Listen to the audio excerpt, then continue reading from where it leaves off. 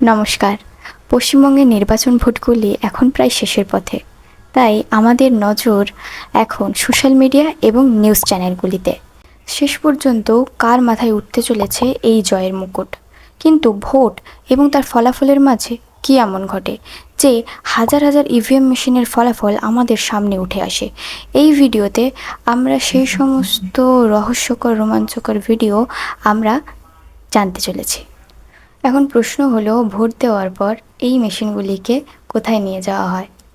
ভোটের দিন বিকেলবেলা বা সন্ধেবেলা যখন ভোট শেষ হয়ে যায়, তখন এই মেশিন এবং ভিভিপ্যাটকে পোলিং এজেন্টদের সামনে সিল করা হয় এবং তারপর অত্যন্ত নিরাপত্তার সাহায্যে এগুলিকে নিয়ে যাওয়া হয় স্ট্রং রুমে।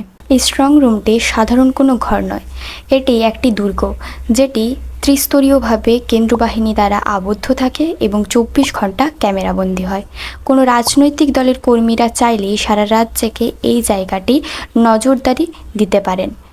এই স্ট্রং রুমটি বন্ধ থাকে গণনার আগের মুহূর্ত পর্যন্ত, কারণ সাধারণ মানুষের একটি ভোটও যেন অক্ষত থাকে সেই কারণে।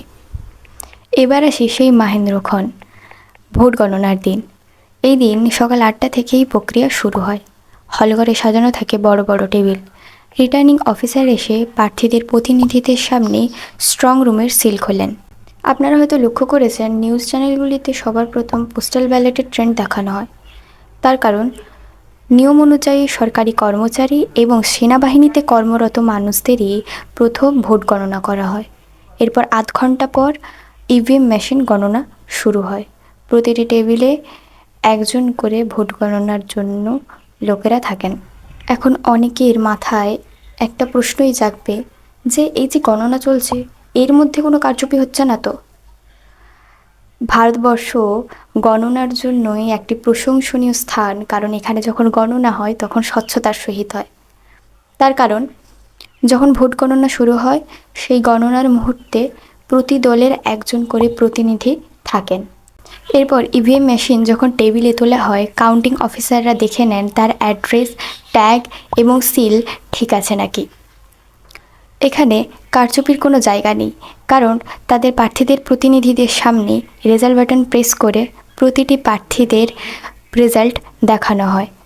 যদি কেউ ইভিএমে সন্তুষ্ট না হয় তাহলে আসে ভিভিপ্যাটের জাদুকরি। 2019 সালে সুপ্রিম কোর্টের নির্দেশে এই ভিভিপ্যাট শুরু করা হয়। এই ভিভিপ্যাট প্রতিটি বিধানসভার 5টি বুথে লটারির মাধ্যমে হাতের সাহায্যে গণনা করা হয় এবং ইভিএমের ফলাফল এবং ভিভিপ্যাটের ফলাফল যদি একই হয় তাহলে সেই সিদ্ধান্তকেই চূড়ান্ত বলে ঘোষণা করা হয়। এই ডাবল গণনা এই মাধ্যমে মানুষের মধ্যে একটা আত্মবিশ্বাস যোগায়। প্রতিটি জায়গায় গণনা শেষ হলে এরপর আমরা জানব সরকার কিভাবে গঠন করা হয়। প্রতিটি জায়গায় ইভিএম মেশিনে গণনা শেষ হলে রিটার্নিং অফিসার বিজয়ীকে ঘোষণা করেন এবং তাকে একটি সার্টিফিকেট প্রদান করে, যার নাম হলো ফর্ম 21C। পশ্চিমবঙ্গ বিধানসভার ক্ষেত্রে মোট আসন 294টি এবং যে কোনো একটি দলকে ম্যাজিক ফিগার হিসেবে 194টি আসনে জয়ী হতে হয় এবং কোনো একটি দল যদি সেই আসনে জয়ী হতে পারে তাহলেই রাজ্যপাল তাদের ডাকেন এবং সরকার গঠন করেন। এবার প্রশ্ন হলো, যদি সেই সংখ্যা কেউই না ক্র্যাক করতে পারে তাহলে কি হয়? তাহলে প্রতিটি দল একটি গোষ্ঠী প্রক্রিয়া শুরু করে। হ্যাঁ, এটি হলো গণতন্ত্র, যা হলো শুধুমাত্র সংখ্যার খেলা। এই ভিডিওটি বানাতে আমি জেনুইন ওয়েবসাইট থেকে এই তথ্যগুলি পেয়েছি এবং তা আমি খুব ভালোভাবে যাচাই করেছি। যদি আপনারাও এই তথ্যগুলি জানতে চান সরাসরি, তাহলে নির্বাচন কমিশনারের ওয়েবসাইটে গিয়ে চেক আউট করতে পারেন। ভোটের রেজাল্ট যাই হোক না কেন, সেটি সমাজের মানুষদের সিদ্ধান্ত বলে ধরে নেওয়া উচিত। তাই আমার মনে হচ্ছে এই ভিডিওর সমস্ত তথ্যগুলি আপনার এবং আপনার বন্ধুদের জানা প্রয়োজন। তাই ভিডিওটি তথ্যবহুল মনে হলে প্লিজ শেয়ার করবেন। জয় হিন্দ, ধন্যবাদ।